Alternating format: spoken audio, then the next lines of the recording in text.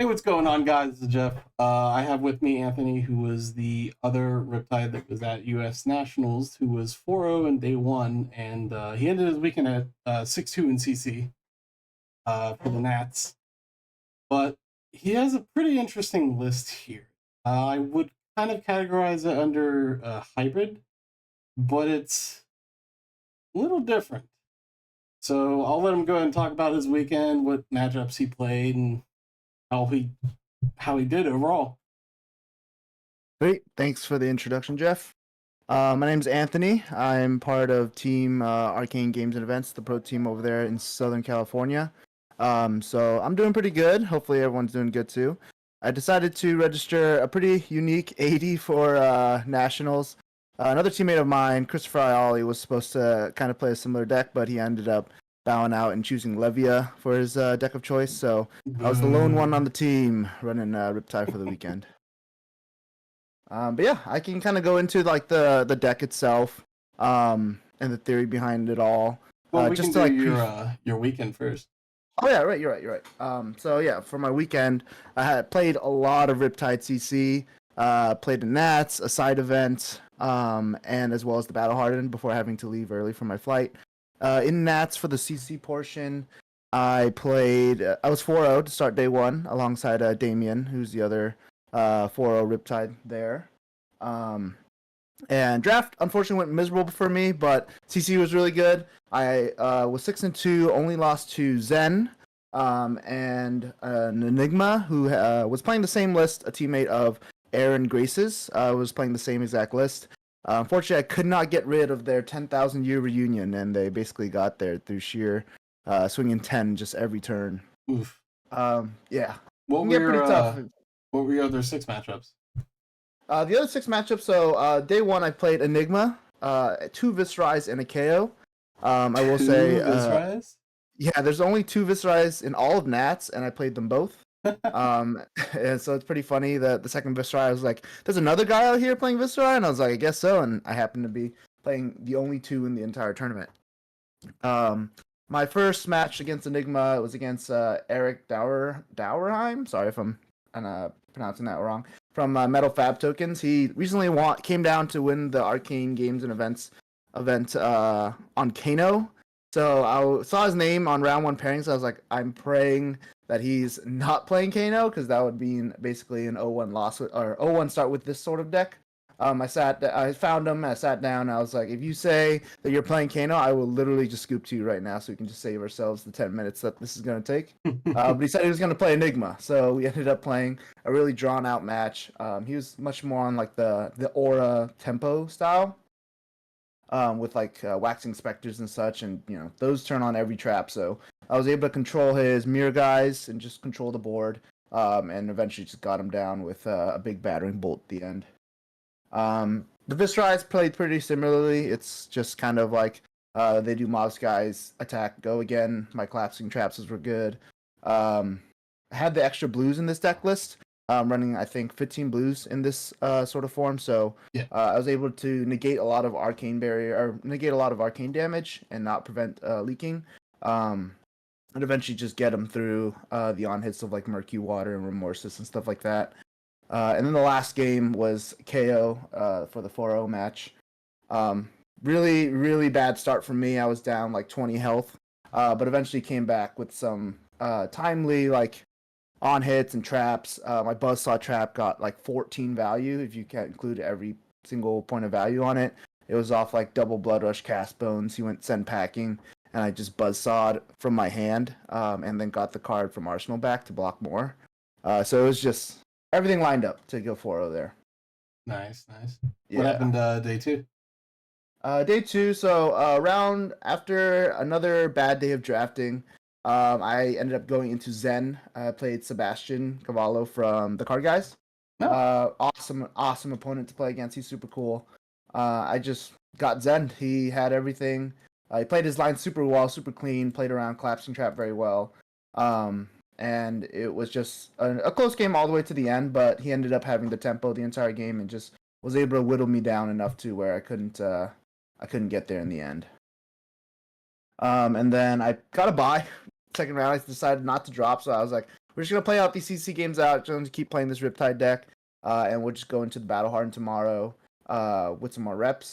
So I got to buy the next round, and then I played Pierre, who was Aaron Clark's teammate, playing the same exact 80 that Aaron Grace played. And yeah, I couldn't get rid of his 10,000 Euro Union. He got it out really early with Spectral Manifestations red into moving the counters to it. And I just could never found the timely Pitfall or Tripwire Trap when he swung with his aura. And just couldn't present enough damage since the deck blocked so well.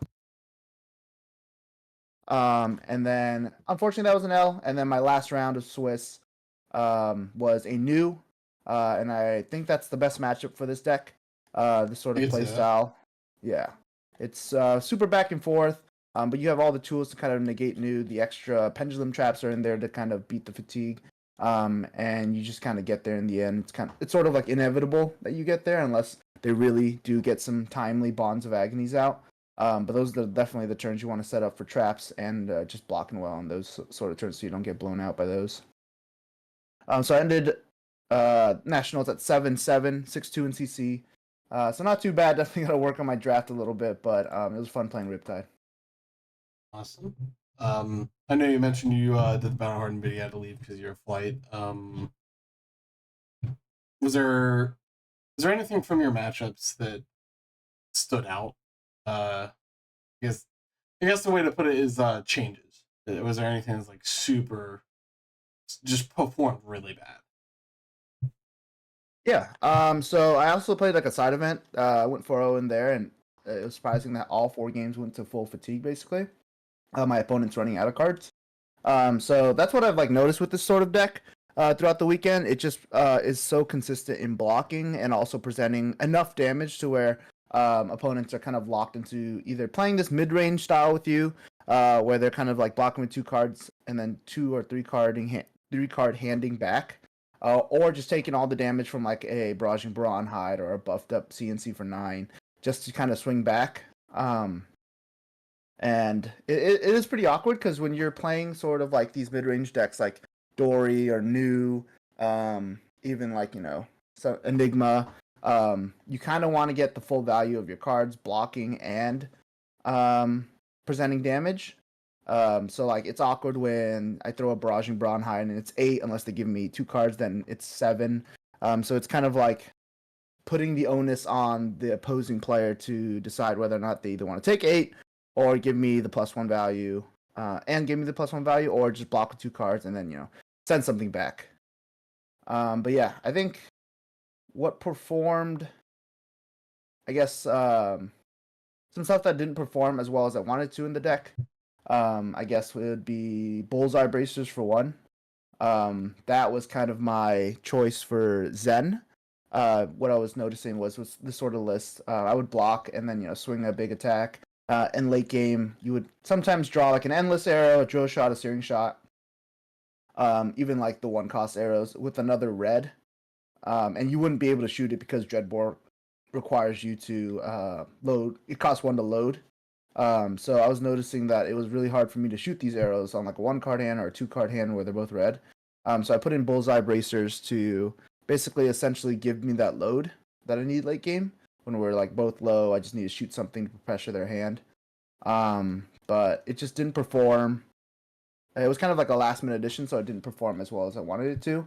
And I think I would steer towards other considerations for the Zen matchup, like Stonewall Gauntlet, to kind of negate the big turn.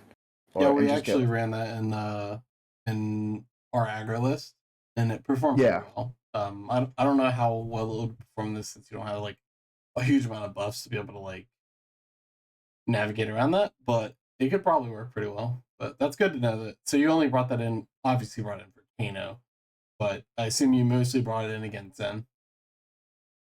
Yeah, it's mostly for Zen. Like the extra AB does help for Kano, but I think that matchup is just sort of doomed with this list anyway. So I didn't like really tech for Kano. You can see in my maybe I have stuff like Oasis.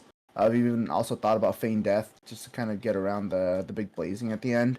But it's just so you're putting you would put cards for a matchup that you probably just would win like 1 out of every 10 games anyway. So like I just decided if I played a Kano, I lost, but I'll have game in everything else. So Fair enough. Do you want to go over some of the more unique choices? Obviously, the big elephant in the room is Brooding Von Fighting Spirit, but we'll start with the armor. yeah, sure. So for our equipment, pretty standard. I know a lot of people were so like I said for this tournament, I was actually expecting a lot of Riptide because I think a lot of people were catching on that he's really good into these new heroes. 2 sets in a row where like the majority of the heroes that came out, Riptide has a good matchup into them. KO, turning on all your traps, and then all the Mystic heroes being good matchups. The first illusionist to come out where Riptide feels like he has a chance against her, which is cool. So yeah, I knew that there was going to be a lot of aggro. I didn't expect anyone to play Bulltide like myself. So I brought this deck kind of thinking that my opponents would think that I'm on aggro Riptide as well. And that would kind of help me in my favor in terms of like them sideboarding differently, not expecting this sort of like more fatigue aspect, back and forth trading rather than just like dummy aggro. So the equipment, I'm not since I'm not on Death Dealer, an extra card advantage and Heat Seeker, I'm just running Balance of Justice as my lone helmet. It blocks 2 in most matchups, but the matchups where it draws you an extra card, it's just so much value. Getting the 2 block in, and then also 3 innate value on the card draw, and then sometimes even more if it's like a trap that helps you, or some sort of like buff to get you started in the next turn, or like an attack or something. Bullseye, we just went over it. It was for Zen, but I think I would go forward with like Stonewall Gauntlet or something else for the Zen matchup. Maybe even just keeping Long Draw Half Glove. Dreadbore only, since I'm really all in on this like heavy blue 3-cost attack game plan where I'm sending a lot of the times Murky Water, Battering Bolt. The blues really enable your turn as well with 2 card 7. Codex. Yeah. Yeah, 2 card 7, Codex, being able to just activate Dreadbore with 2 floating and then go get CNC. It's just really good. So Dreadbore just allows you to innate this sort of game plan, this mid-range game plan really well. Long Draw Half Glove is really good. Battle Worn 1 is actually super clutch. And the instant part of it is really good against certain classes as well, like that are a little bit more mid-range, like New or Enigma, just because you're able to line up late game that big Battering Bolt when they all have Chi, or against Enigma when you have Premeditate or just Murkmire in your hand, you can send Murkmire for 8, maybe even more, all things considered. So just a really good glove, has Battle Worn, so Ranger Fridge is always super good. Perch Grapplers, I ran both Perch Grapplers and Snaps, just giving me kind of the flexibility. Perch is mainly the main board. Snaps doesn't have too many targets, but I run it in against Enigma just to extend my chain a lot. A lot of the times when they're trying to protect their board, you kind of want to, throw an arrow first and then Codex and throw another attack. Or sorry, Snapdragons, and then either play Codex to get another attack or play another big attack. So being able to have the option to basically Murkmire twice in a turn is pretty insane. If you just shoot for 5 and then snaps, do it again with Codex, it's pretty cool.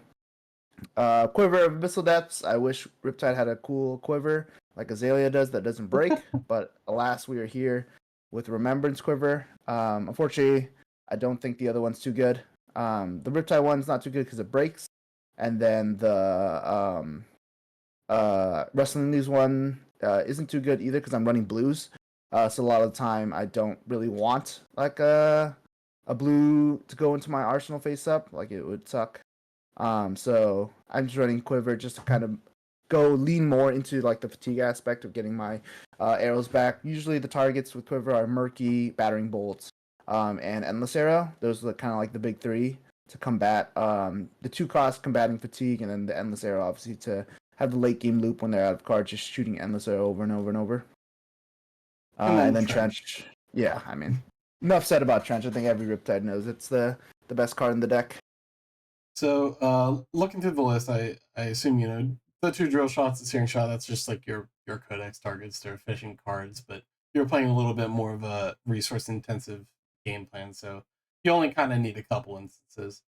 E-Strike makes sense. We were talking about the Spirit and the Bronhide, where you're just trying to send 3 for 7 or just high value And then you have a couple one cost arrows here and there sprinkled about. But the big changes that I see, the big difference is you're running things like Scar as Mhm. opposed to Rabble, which I assume is because of the blue count. How did Scar work for you? So I initially never played with Scar in the deck. Leading up to Nationals, I was like a week out, didn't have Scar. They were sync blows, and I was just like full lean into this mid range game plan. And my teammate Chris was like, "You have to play Scar. Like it's so good. It just like it extends your turn even more, and just kind of leads into like that breakpoint game plan that we're trying to achieve with this sort of deck with 4 into 7. So I tried it out. Thought it was really good, but it does make the deck block a little worse. But I decided to go with it just because it provides a different access to attack on with Scar. So I decided to keep it in. Took the sync blows out. It was really good. It was just kind of the exact sort of card I wanted to kind of extend my turns to not feel so bad for taking so much damage sometimes. Just because Scar into Barrage and Bonhide is just so much value. If they block the Scar and then you send Barrage and Bonhide, now they only have 3 cards, and it feels even worse to block with 2 cards because now you're down to 1 card. So it's just a good turn extender, and yeah, I didn't run Rabble just because I had my fair share of revealing a blue with Briar back then. So decided against running the Ravenous Rabbles. Yeah, I could see the difference in theory there is with Rabble in this deck, it would pretty consistently be like 2 to 3. While in the aggro decks, Rabble consistently ends up being 4, so having the unrestricted go again is usually better for us. But I can Yeah. I can see the appeal. Murky Water is pretty standard for high realist, but did it do a lot? Yeah, I mean that this card is I feel like the reason I played Riptide this weekend. It was just so much value. Being able to grab a trap. Everyone that I played against, Panic. basically read the card. Yeah, for the first time when you play it, like on the first time you present a Murky Water, they're like, "Can I read that?" I'm like, "Sure." And you kind of already won half the battle because they obviously put in reps into Riptide. But yeah, just being a 3 for 7 basically with Dreadbore and not being able to play D-Reacts from hand makes it super awkward to block.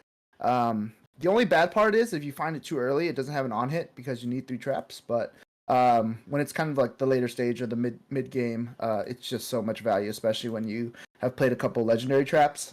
It just threatens so much. One time I even got it. I Someone took it going down to 1, and I just chose 3 pitfall traps, and they're like, oh, "Okay, never mind, you just got me then." And I was like, "Yeah, it's just it's so Nothing good." nothing can comprehend just the sheer amount of psychological damage this card being sent gives. Yeah, it is. It is probably the best card to date that he's gotten in terms of support. Well, And I kind of just when the revolved the bar's entire. reeling Yeah, right. and It's Tycoon. about time, I guess I could say. I've been I back in 2023, I was playing aggro Riptide for a long time, and I was like, 2024 is the year that Riptide gets his Tome of Imperial Flame. Mm. But this came in It's the getting form of close. like a 2 for 6, yeah. The So I decided to The build a deck Azalea around it. card is actually really good with this. Yeah, yeah, it is. I mean, 10 dominate with a crazy on it is really good.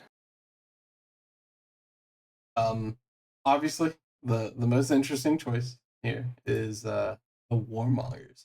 Obviously, your deck doesn't really run non-attacks except for Codex and Premed, which oh well, the Codex you can just use for pitch, and Premeditate you can just bank for later.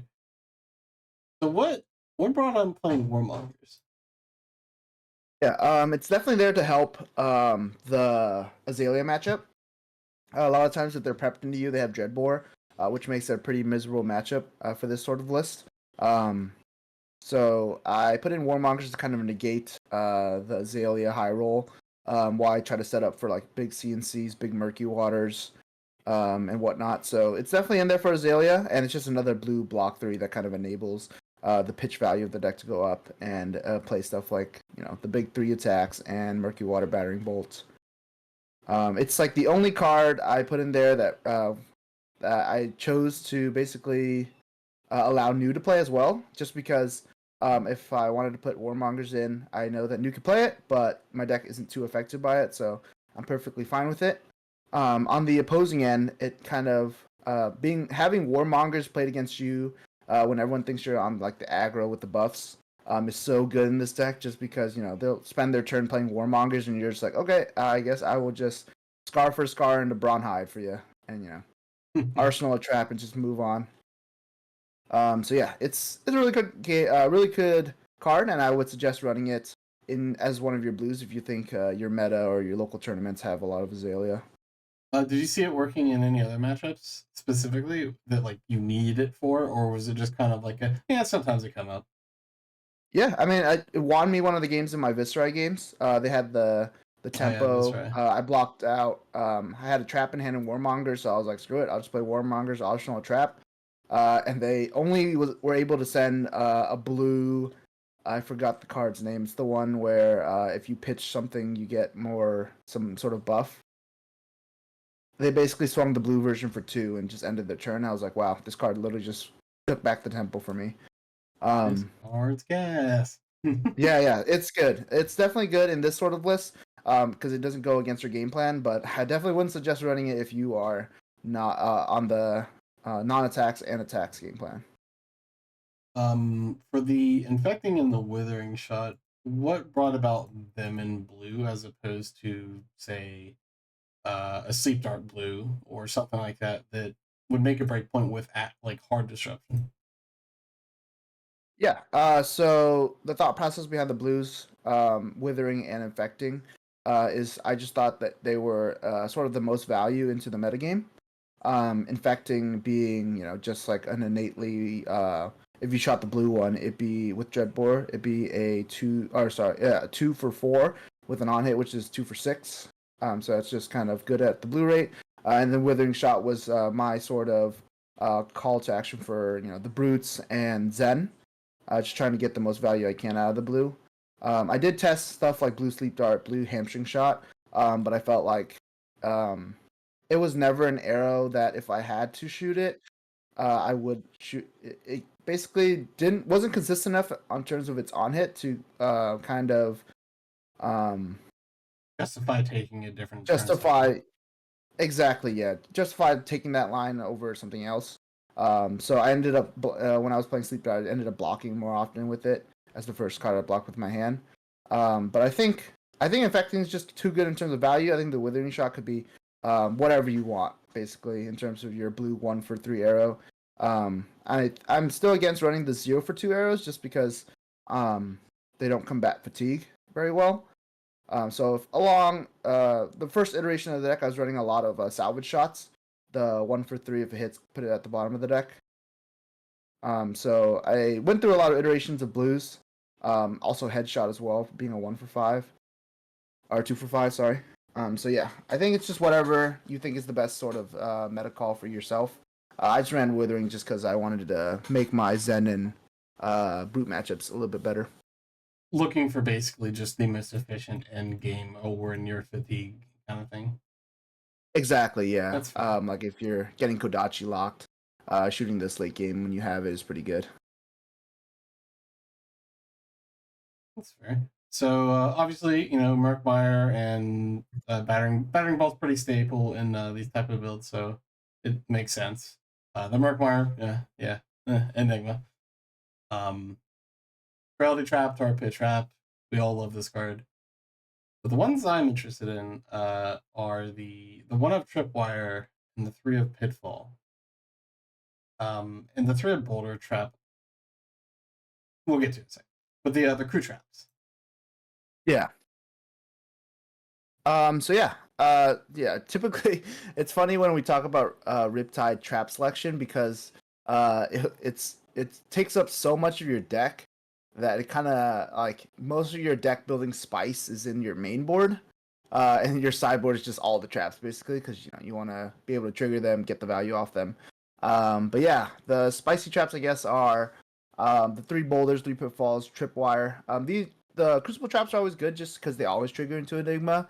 So you're able to kind of increase your odds of having an arsenal that disrupts their sort of game plan with the spectral shields and buffed auras. Tripwire is kind of a one of just to kind of I like in big tournaments to have like sort of a lot of one ofs or sometimes just one or two one ofs or two ofs, just to kind of keep my opponent guessing if I'm on 3, so it puts that doubt into their head. And Tripwire is just, innately good because, against new, it's really good. Blocks for 4. They have to pay or they don't have an on hit. So it just increases your rate to block a Bonds of Agony or something big. And then the Boulder Traps, I think, I was debating cutting this for a long time, but I think it gets you so much value in the KO matchup that it's just worth running 3 of. If they present any sort of attack, like say they make a might and they swing big, if you are able to play 2 or 3 Boulder Traps, it's just like you just put it on the Apex Bonebreaker, put it on the Scab Skins, put it on another Savage Sash, and you just basically gain 6 life off that, just because they lost 2 block on each of their equipments. Apex Bonebreaker being the biggest one, because now they can only block with it once. So I think Boulder Trap is just worth it to run into a very popular deck in KO. Pitfall, I think, is the best trap in the deck, obviously, with being innately a 0 for 6 potential. It's one of my go-tos for Murky Water, just because if they don't have something on board that I know about, like a might or like some way to buff an attack, I just go for Pitfall just to get the extra value.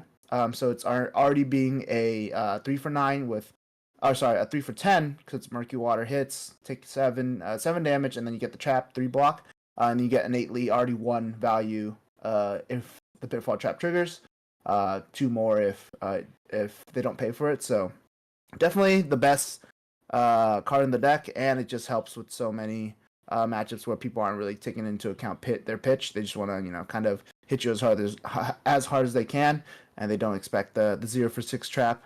Also, my favorite trap against Levia, just because sometimes they're looking to transform and they hit with 3 damage from Pitfall, and now they can't transform. Everything's haywire, so it can be tricky. It reminds me of Icelander. It's like Ice Bolt from your arsenal sometimes. Never thought of that, actually. Yeah, it checks out. So I love this deck. It's like I played Icelander for a long time, so a lot of it is taking inspiration from my Icelander days. And Pitfall is like the times where they have no pitch left is when I feel most like Icelander. I'm like, wow, you're about to just take 3 because you can't pay for it. I'm already writing down the health. I don't even ask them if they would like to pay 1. I'm like, yeah, you can't pay 1, so you just take 3. It's awesome. Well, what's the so I don't know if you saw it, but we did a video on the breakdown of the hybrid and the aggro matchups. So like your spread. What is your we'll do the important ones. What is your bad matchup? Like stuff that you would say is probably 40% or less. Yeah. So I think that obviously Kano. I think even with the aggro one, Kano is just an auto loss. So I decided to make this sort of deck list, kind of pushing the boundaries of, hey, I'm gonna lose to Kano no matter what, but I want to make my other matchups better and more consistent. I think Riptide excels obviously into aggro decks that go wide, just because of his go again traps, collapsing trap being a big blowout. But I felt that the aggro version was a little sometimes lost to itself, where they play Warmongers. I knew Zen was going to be very popular, and there was a good chance that a lot of them would be on Warmongers. So I opted for this deck where it kind of plays around that very well. I sacrificed those really big turns that come sometimes for just consistent damage and consistent blocks. It's a lot of 3 blocks.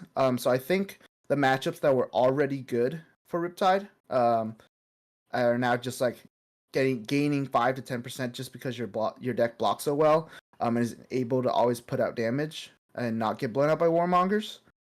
But yeah, I think the bad matchups are still pretty bad. Kano, I think this matchup does better into Prism than the normal one. Unless they're on like the aura spam one, then if they're aura spam, Aggro does. Or are you talking about hybrid or? I'm talking about this deck in comparison to the Prism matchup, in comparison to the aggro version of Riptide. Oh, the aggro version steamrolls Prism. Yeah. So I think this deck kind of plays to that a little bit too, having increased poppers, obviously for the popper deck. But I do see the aggro being a little bit better in that matchup, in terms of if they're playing the aura game plan, being a little bit slower and just kind of blocking more. I think this deck would definitely lose to that sort of strategy, but the aggro one definitely has its merits. Yeah, I don't know. I whenever I play this deck, if it's not Kano, I feel like I always have a chance to win, which is really cool. So that's like the main reason I played it this weekend, or Nats weekend, I should say. Well, everyone's question is probably going to be this: how's the Zen matchup? Is it about the same where we're all like, yeah, it's 60%, 50% of the time? Yeah, it's funny that so many people were asking me that. Like, I was like, oh, I brought Riptide, and they're like, oh my gosh, how's the Zen matchup? I feel like everyone's asking that now, these days, and it's just like, you can say your matchup is whatever percentage, but it doesn't stop Zen from just blowing you up. Um, I think this exact list that I ran for Nats is basically 50-50 or even maybe unfavored against Zen. Just because after, playing a lot in Nationals in paper as well, Zen just does so much damage. And he's not prone to being blown out by Collapsing Trap like the other ninjas. Just because he makes so many Crouching Tigers in hand, and if you Collapsing Traps him when he has 4 or 3 cards, his hand could even get better if he draws better combo pieces or Art of War or Orion to draw more cards. I think there is ways to make this sort of mid-range game plan a little bit better into Zen, running more tech cards. The 2-for-6 attacks like Weakest Link or not Sensor as well, but also Amnesia. Yeah. Yeah. So I think the deck could be teched further, but I wasn't expecting like super heavy Zen representation. I knew the deck was strong, but I thought KO would be either on par or a little bit higher. But yeah, I think this sort of Bulltide list could be teched pretty heavily for Zen, without losing too many matchup points into other matchups. Okay, well, appreciate you coming on. Is there any last minute pieces of advice for fellow Riptide players you have? Yeah, it was really great seeing all the different Riptide players play. Everyone's so passionate about Riptide. I feel like I'm blessed to have Talon by my side here in Southern California, so I have someone to kind of talk to about Riptide. But a lot of people either denounce it, just they don't want to play this sort of ranger, they just play Azalea instead. But it's always fun kind of meeting people and talking some Riptide with them. I guess in the end, for this, if you're trying to play this sort of game style, if you ever played Icelander, it would really help. But yeah, just the deck plays itself. I always, when I was trying to convince my teammates to play it, I always mentioned that this deck is basically you're going to be blocking a lot and you're going to be presenting damage every turn. So if you just perfectly win every turn cycle for 20 turns in a row, you will win no matter what. Is how I put it. So if you just 4-card hand over and over and over, if you play perfectly, you should be able to get there in the end, no matter who you're playing against. Alrighty. Appreciate having. Yeah, thank you everyone, and thank you for interviewing me, Jeff.